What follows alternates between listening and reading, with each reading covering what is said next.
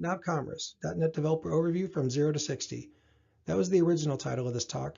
However, the primary non-technical takeaway is discovering the real value of open source for you as a developer working a normal job. As developers, we hear a lot about open source every day, but what does it mean for you and your career? I found that nopCommerce is an excellent example for what to look for at a technical and non-technical level. After this presentation, email me at john@johnbeluga.com if you have any interest in getting a copy of the slides or provide any feedback or questions you may have. Today, we're going to jump right into a handful of open source projects that you may want to consider. Then we'll see what nopCommerce is all about. Next, I will highlight from the front end to the back end within nopCommerce. From there, you will discover how various popular technologies were implemented and reviewed the test coverage for the solution. Towards the end, we will touch on extensibility.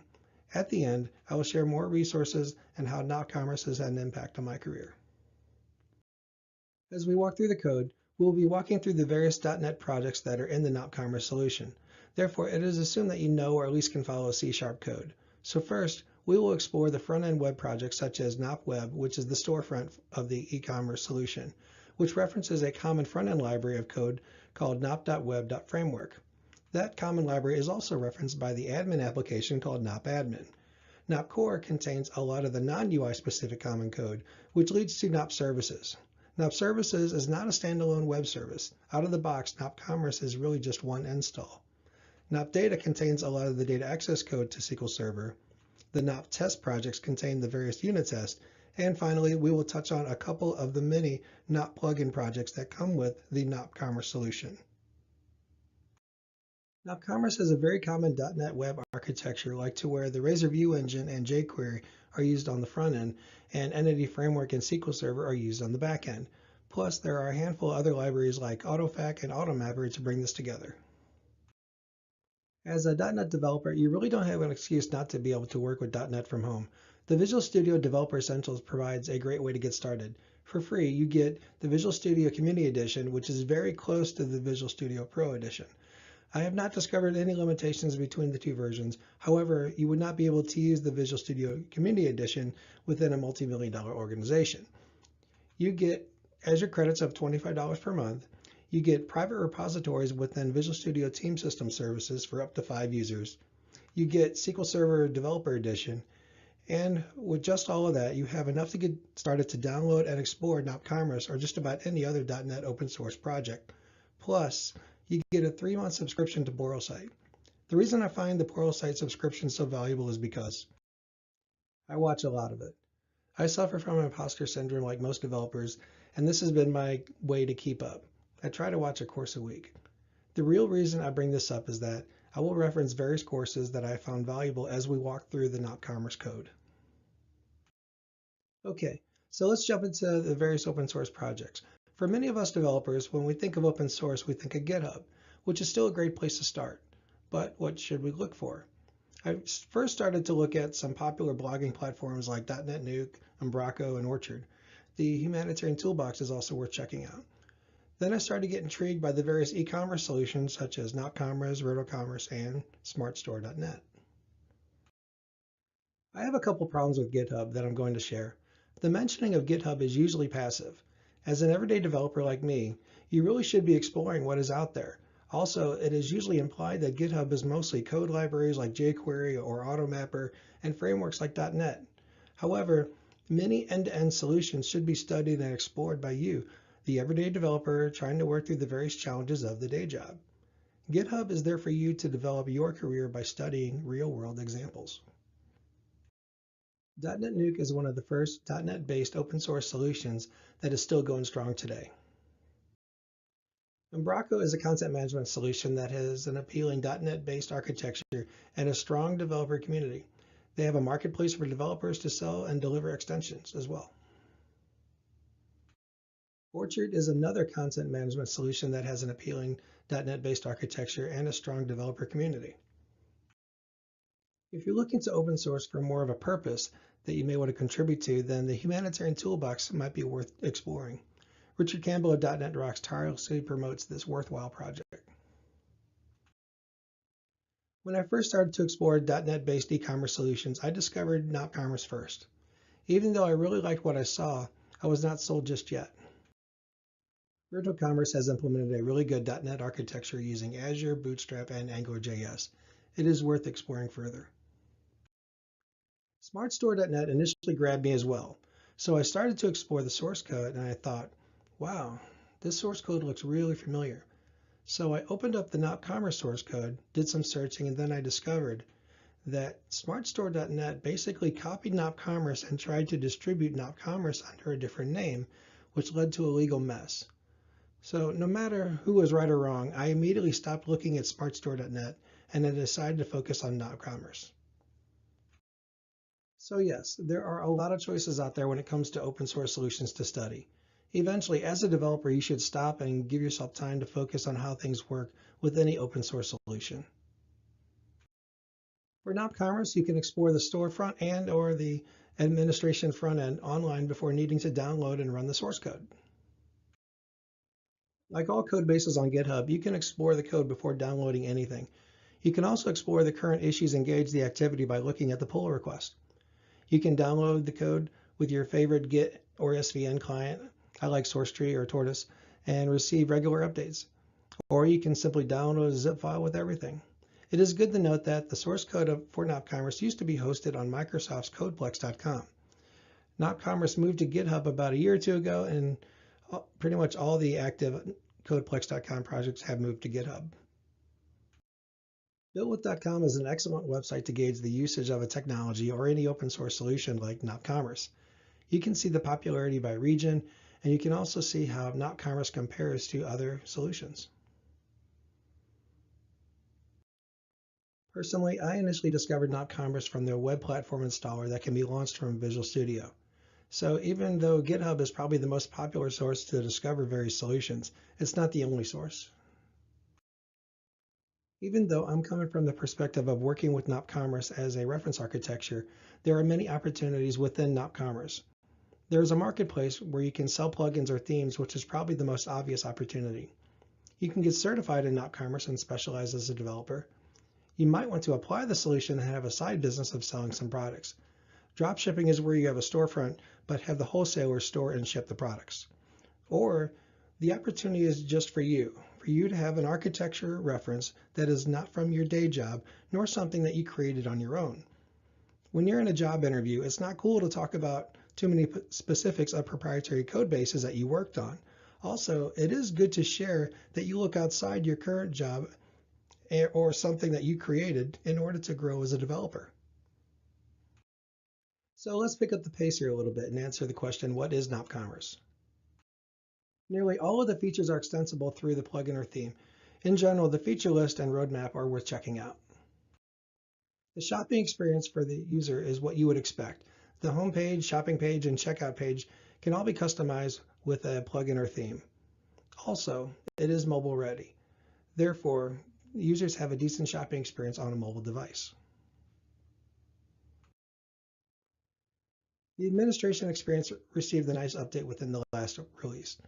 By the nature of being an administration interface, there are a lot of things to manage. Also, it is mobile ready as well. As mentioned previously, nopCommerce implements a lot of popular technologies. However, it might be difficult to understand where these things fit. So when I try to understand how various technologies are implemented, I try to understand, is the technology within the user interface, or as I like to call it, the application entry point, or is it used within the business logic, which does not have to be a mid-tier web service, or is it part of the data layer, which does not have to be just a relational database. The nopCommerce solution is well organized and is not difficult to find what you're looking for. Also, there are a good number of plugins already available in the nopCommerce solution to assist on how to create a plugin of your own. So when moving forward, we'll keep in mind these technologies, libraries, frameworks, buzzwords, but more importantly, let's focus on the examples of where these things fit and how these things were implemented. As we walk through the code, the .NET project references are not actually this clean. It looks more like a spider web of references, and some libraries overlap into different layers. However, I'm trying to keep this aspect more simple. Also note that the nop.data project really only refers to data access to the SQL Server database and not to other forms of data like caching. Starting within the application, I will highlight certain areas of interest within the storefront, administration, and web service endpoints. My approach to walking through the code is not to highlight the most complicated areas of the code, but instead the more consistent areas of the code. Think of this as day one on starting a new project as a developer. You're about to be thrown into a code base and possibly various technologies that you have seen for the first time. The application entry points within the nopCommerce solution are nopWeb and nopAdmin. As mentioned earlier, both applications share some user interface code within nop.web.framework. It is best to make the nop.web project the startup project within Visual Studio. Nop.web takes you directly to the storefront after the SQL Server database has been installed. The first time you run the app, you'll be prompted for where you want to create the SQL Server database. I recommend creating the sample data to make it easier to explore the application. One aspect of nopCommerce that is not so obvious is that the database connection info is not stored within the web config. It is stored in the settings.txt file within the app data folder. nopCommerce is an ASP.NET MVC5 web application. You may have a tendency to go to the markup behind the homepage first. The homepage itself is very clean, but is more of a container for various components such as widgets and actions. Widgets and actions are things that can be overridden or extended through various plugins and themes. To understand the more common programming patterns within the application, we will start from a different page. The registration page.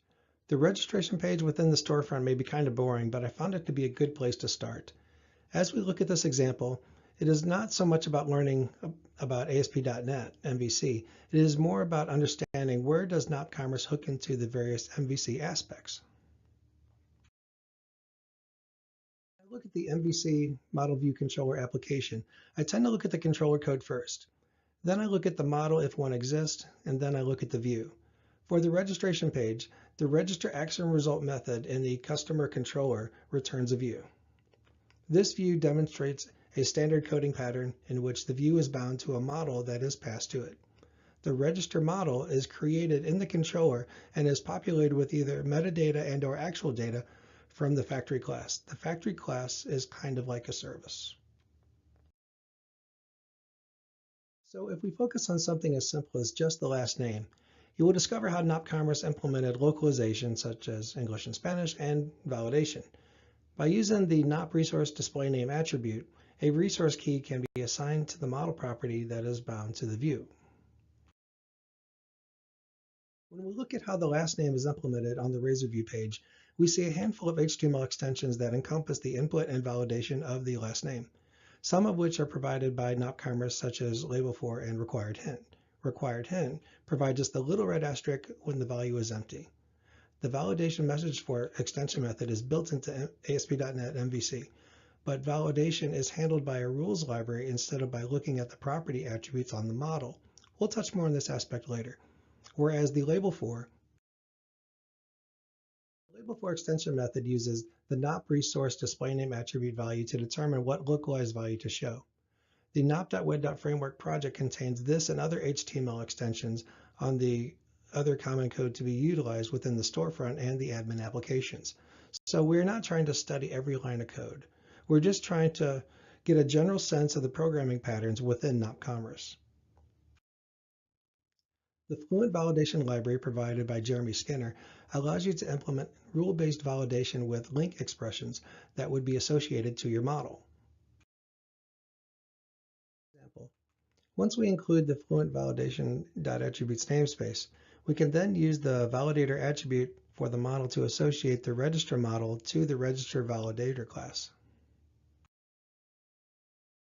In the register validator class, that includes a using to the Fluent Validation namespaces. You can also see how the validation message gets associated to the last name when it is empty through a link expression. You can also see that the data can get injected to the register validator class, such as error messages or a list of states that can be compared against.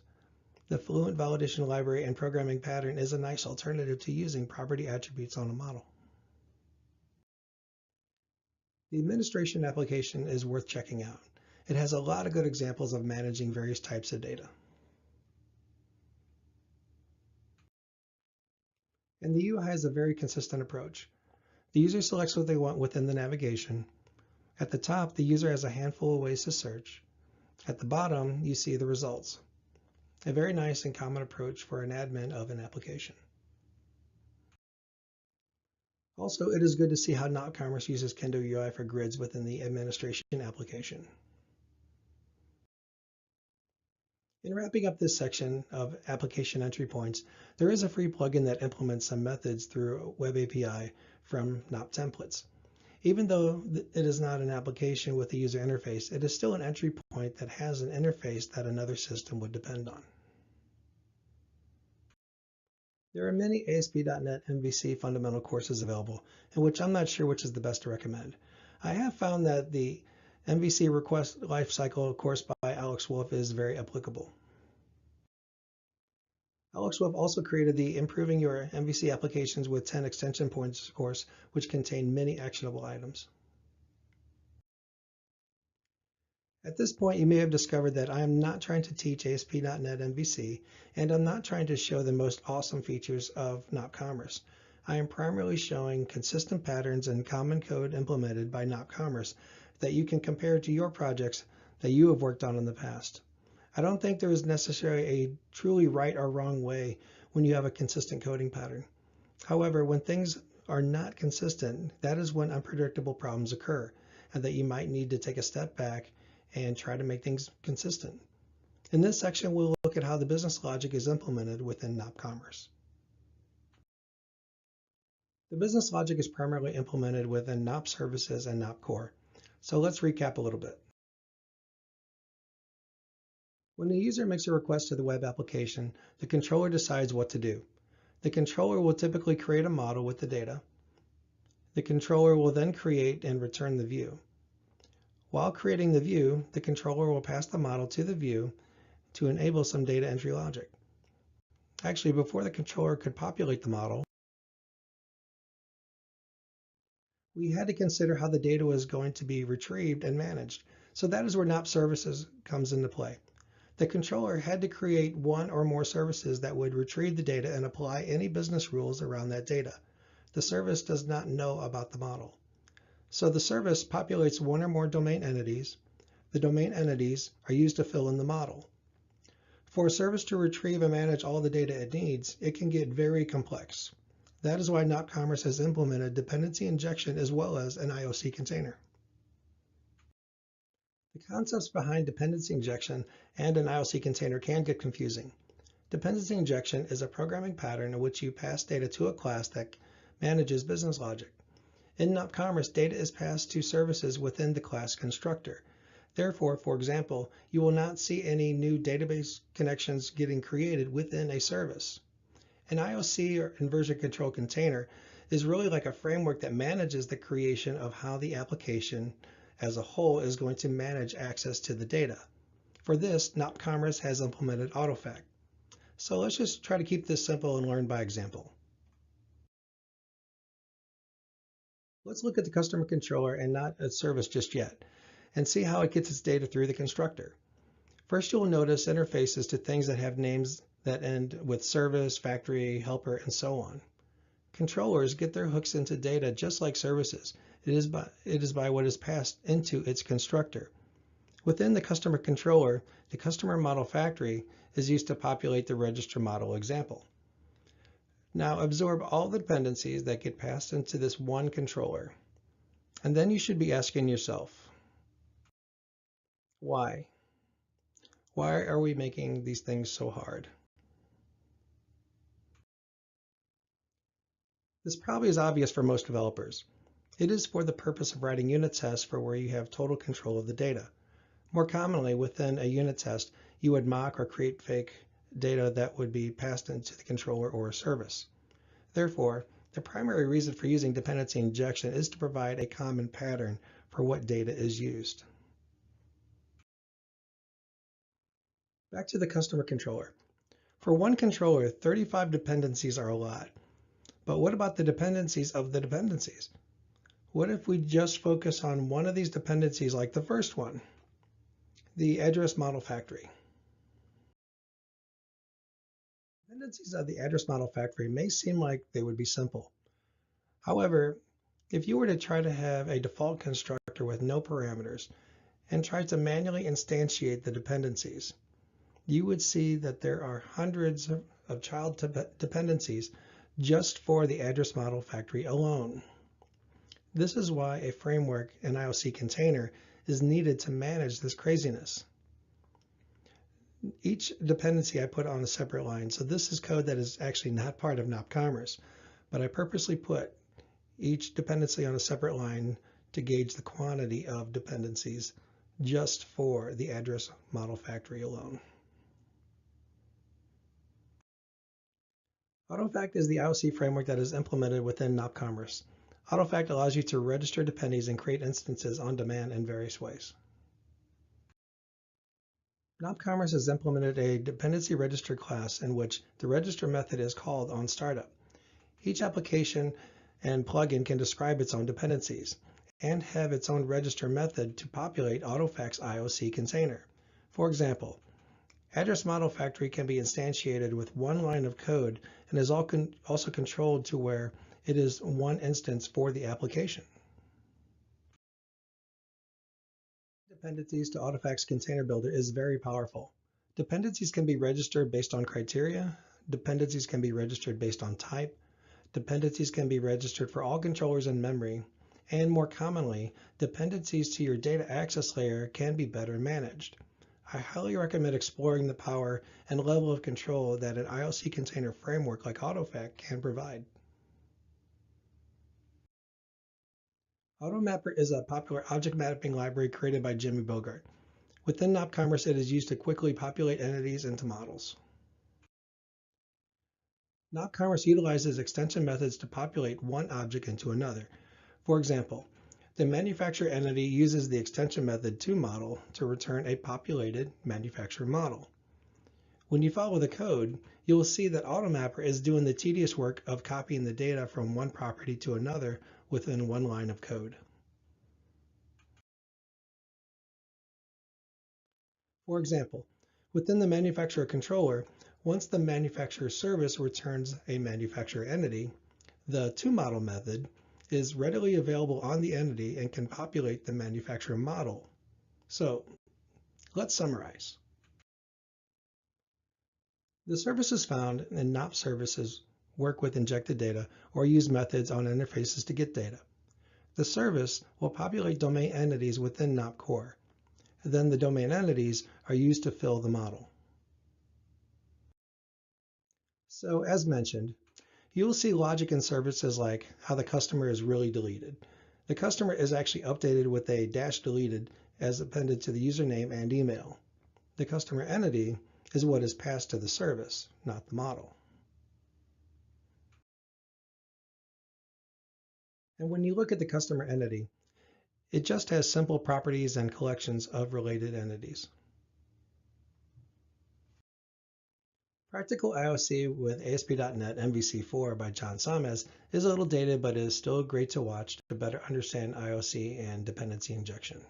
AutoFact is also covered in this course. Moving on to the data access layer. The schema of the SQL Server database is pretty easy to follow. The application primarily accesses tables directly. Therefore, there are very few stored procedures or views like you may find in other architectures. Entity Framework version 6 is the Object Relational Mapper, the ORM, that is used to access the database. However, nopCommerce utilizes Entity Framework as an abstraction, in which a different ORM could be used if it implements the same interfaces. The nopData project contains the implementation of Entity Framework. The service gets its data from a repository that queries the database.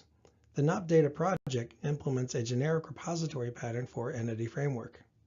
The nopData project also implements a fluid approach with a mapping class to map data directly to the entities. For example, the customer getById method on the customer service class returns a customer entity.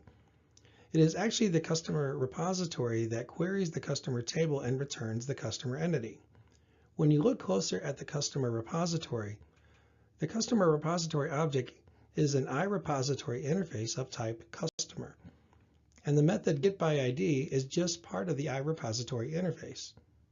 You might have seen this pattern in other code bases, but nopCommerce takes it one step further. So we have the iRepository interface that provides the contract for getById, insert, update, and delete for an entity. The nop.data project, we have the EF repository class that implements iRepository for a given entity. We can see that getById simply calls entities.find. It gets more interesting when we see a table property is available, which is actually just an iQueryable interface, in which entities represents an entity framework DB set, which implements iQueryable. So what does all this mean? You can use link to objects in your query that would be projected to entity framework. The getCustomerByGUID method and criteria resides in the customer service class, which is in the business layer. Just by exposing the table property, you can perform more ad hoc queries directly, creating a query within entity framework. This is a good example of how an ORM could be abstracted from the data access layer into the business layer. So that's how repositories are implemented in nopCommerce. So let's wrap things up by looking at an example of how the data is fluently mapped to an entity.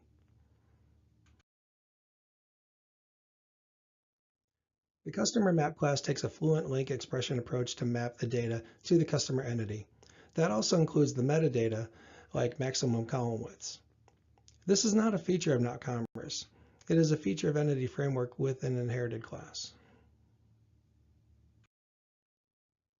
When it comes to data, there's a lot more to discover. Managing image files, configuration management, the cloud solution with Azure, and the caching solution with Redis are worth looking into further. Julie Lerman's course, Entity Framework in the Enterprise, is worth checking out when it comes to understanding how nopCommerce has implemented Entity Framework.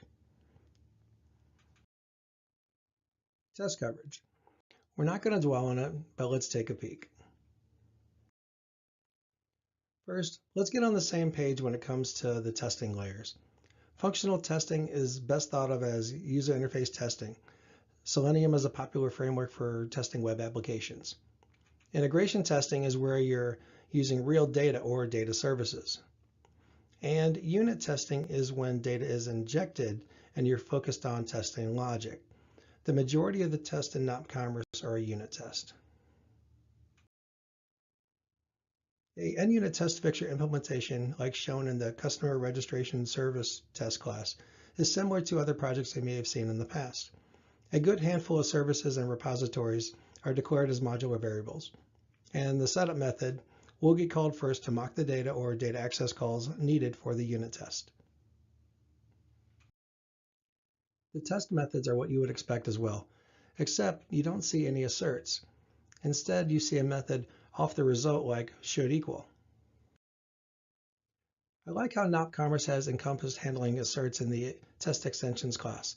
It provides a generic approach to comparing the result to the expected value. In order to get the NUnit integration with the Test Explorer in Visual Studio, you need to install the NUnit 3 test adapter from the Extensions and Updates Manager. Once installed, I ran all the tests for the entire solution. Some may look at these results and say, ugh, and that this does not look good. I say, hey, this is open source. This is an opportunity to get involved. No matter your opinion, the results are what they are. The coverage across all the project is 20%. However, this does not really tell me that much. Let's look at the Nop Services project. 9%.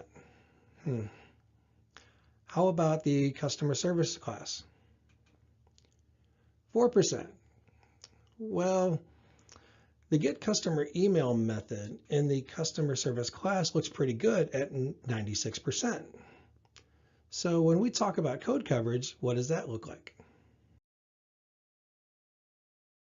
The code coverage in the customer by email method shows that the null condition check does not have a test around that use case.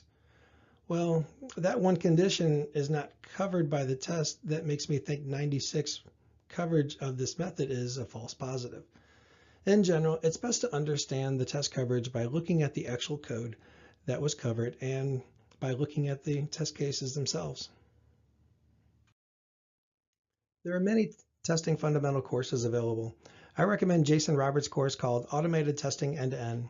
I like how he covers the different testing layers. Jason Roberts also has a course called Building the Right Thing in .NET with TestStack. Whether you watch this course or not, TestStack is worth checking out. Extensibility. At this point, we walk through most of how nopCommerce works. When it comes time to extend nopCommerce through plugins or themes, you will be more ready than you realize. We'll briefly touch on extensibility. Before getting into the technical aspects of plugins and themes, I recommend looking at some examples that nopCommerce has listed on their site. There are currently 735 active shops for you to explore.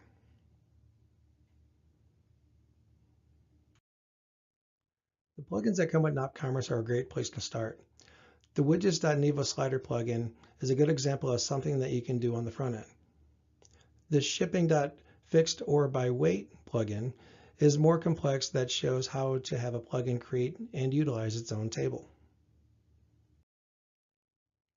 The marketplace is worth checking out to get a sense of what is available to purchase or download for free. If you're interested in developing within nopCommerce, watching Alex Wolf's course Introduction to nopCommerce Plugin Development is almost a must. I debated even on doing this talk because Alex does such a good job. There are two types of extensibility, themes and plugins. As you may have guessed, themes are more for the front end and plugins are more for the back end. In summary, nopCommerce is pretty awesome. So let's wrap this up. Some general resources that you might want to check out are the nopCommerce documentation at docs.nopcommerce.com. Just search for nopCommerce on YouTube to find past conference talks and other tutorials. And the photos for this presentation came from unsplash.com. The annual nopCommerce Days conference will be held in New York in November, in which many of us are expecting the ASP.NET Core version to be released in some fashion. Which leads me to how open source has impacted my life. I reached out to Andre, the founder of nopCommerce, about giving a talk. He was very responsive and inviting. And he accepted my talk on giving the nopCommerce.NET developer overview at the conference. If you really want to get excited about working with an open source project in any capacity, I recommend reaching out to the founder or the current organizer. It will motivate you to do something. In 2018, I'll be working towards releasing the nop.web.test project that will use TestStack for UI testing. This may lead to helping more with the integration testing and unit testing as well. Currently, I am focused on creating courses for Pluralsight so far under the umbrella name of the Full Stack Developer Online Training Series. nopCommerce will be used as the enterprise example for the series. The first course will be ASP.NET and ASP.NET Core compared, in which I will be comparing the current version of nopCommerce to the coming ASP.NET Core version to be released. The following courses will be about refactoring and comparing other technologies, in which nopCommerce will be the basis for those comparisons. I will be refactoring nopCommerce where it makes sense in order to be able to apply other technologies. This will lead to future individual courses within the Full Stack Developer Online Training Series. So, visually, this means nopCommerce has a very common architecture for a .NET developer to create a web application, which is a good thing. But what if we wanted to swap out the Razor View Engine, Kendo UI, and jQuery with something like AngularJS or React or Angular 2 Plus and TypeScript, or Vue.js. What if we want to use a different IOC framework instead of AutoFac like an inject? What if we want to use a different ORM instead of entity framework like an Hibernate or Dapper? And finally, what about the different database backends? So instead of SQL Server, what about Oracle?